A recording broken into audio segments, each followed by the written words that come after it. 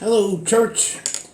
I've got a picture here in the front that was given to me today by Bev and Hugh and Calpe. They were out spying out the land, and as you can see, the beach there is just crowded with angry-looking seagulls. That looks scary. It actually looked pretty good, and I hope that some of you others have been out spying out the land. I went out today and on my normal errands, I stopped to get a cup of coffee in the village that I live in. And I spied out the land there. And I got me a cup of coffee. The guy said, "You want a cup of coffee? After all this time, that's what you want?" I said, "Yes, a tall cup of coffee." And, or a cortado doble, which means absolute gibberish to them. I'm sure the Spanish are thinking, "Oh, a double short. Get it right, guy." But I got my cup of coffee, and I was sitting there drinking it, and I'm thinking, well, I can't drink it through this face mask. And I felt a little exposed, to be honest. I felt like I'm sitting there, I know these people, and the coffee's a little cool to the taste. Um, First other cup of coffee that I've drank since being on lockdown that I haven't made myself or Chrissy's made for me.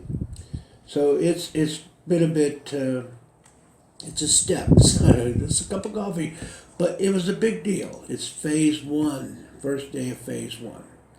And the Belgians across the road, they've got their friends over and they're doing what the Belgians always do on my street. They said, this. They're very sociable people.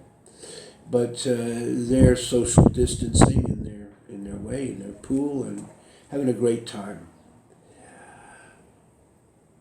There's been a lot of rumors about phase one and trying to figure it all out. What does it mean to me? How does it apply? And we even try and run to these different groups, newspapers, put it all down and try and figure it out. I finally went to the Spanish government site, and now that it's been the decree, which is issued on Saturday, has had a day or two. It's either been translated into English or my computer is doing it for me. But I was able to see this 29-page giant in the land, and it looked daunting. But it's not really. You have a little bit like this, which tells you basically what they're doing, and then you have 29 pages of detail. But the detail, you just go out and find, well, what applies to me. Okay, travel in my area. That's not very long. And you figure it out, and you go from there. So that giant isn't as big as we think. And I think it's important to get the facts. Find out how you're going to do things. It felt to me today when I was having my cup of coffee, it was like taking off my shirt at the beach for the first time in a season. I've always had a pear shape, and doing that, I've always felt a bit, well, exposed, But it's fine. Got to do it, and we got through that. This lockdown has been, well, it'll be remembered by us as a time when we lost Chrissy's dog, her close companion of nearly 16 years. Those two were inseparable. And I should have known the first time at church. They sent us off one Christmas for a little time off after the Christmas holidays. They sent us to a nice hotel in the mountains. And out came this picture of the dog, this puppy, and she put it by the bed on her bedside table, and I thought, oh my gosh, what have we got here? But that's been the story of their life together. So it's been a sad time here, and the German guy down the road who walks his dog, well, it's the same thing. I saw him the other day at the post box, and I said, where's your dog? I kind of knew. I saw him walking without the dog. Same story, and it's hard. And some of you have probably got some things that you'll always remember the lockdown by. But now we're coming out of it.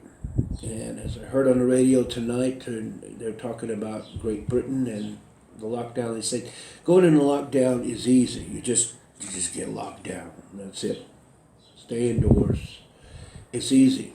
It's coming out of it that's the difficult part. And that's what we're into now. So we've got these phases that we've got to go through. So that's a challenge for all of us.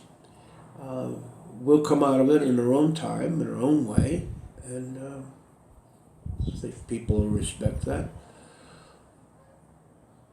Some things have been going on in the world that I'm watching, and it's scary. It's scary out there. You see people protesting. They want to get back to work. They want to get back to their lives, and you have other people who are afraid that we're coming out of lockdown too quickly. It's a problem. In and amongst all this, I've seen a scary trend that it comes in the form of censorship. And I don't read everything that comes through my email. Some of the stuff I just mark it off, and I think, crackpot, and just leave it aside. I never unsubscribe, I just don't read it. But today I opened up one and it caught my eye. And it said that their Twitter account had been canceled. 3 of their accounts, without warning, just canceled. And you hear of other people whose things have been taken off of YouTube, or if there's search engines for Google are finding out ways of ignoring them. Now maybe these people shouldn't be listened to, but I'd like to make that decision myself. I do anyway, Anything you find on the net, not everything's trustworthy. But that's for me to say. That's for you to say. That's not for somebody in Facebook or YouTube or one of these places saying, "Oh well, I better not be watching this. It's not good. It's not good. It's not where we're at." As people.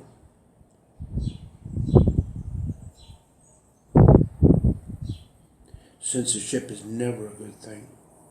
Free speech is important, and I hope that you feel able to express yourself, especially in and amongst ourselves, for sure. It's important. It's important that we share our beliefs with one another, our doubts, our hopes. We learn from each other, and we get a lot of strength from each other's stories. And so, not everything that comes out of your mouth do I hang on to as a gospel truth for me. It may be for you, but when you come out and you say, I enjoyed everything you said today, and it has absolutely nothing to do with what I said, I have to sort of let that one go past me. All ministers do. But I think the important thing is the realization that we all get stuff from each other, and we carry some things away. The good stuff we store, the other stuff we just let go. A lot of tolerance to do that sort of thing. And so I hope as you're coming out of your lockdown and you're dealing with some of the extra pounds you may have put on,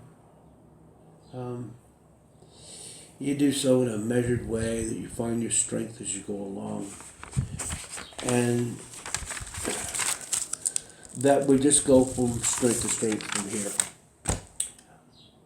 God bless you, and have a great day. Adios.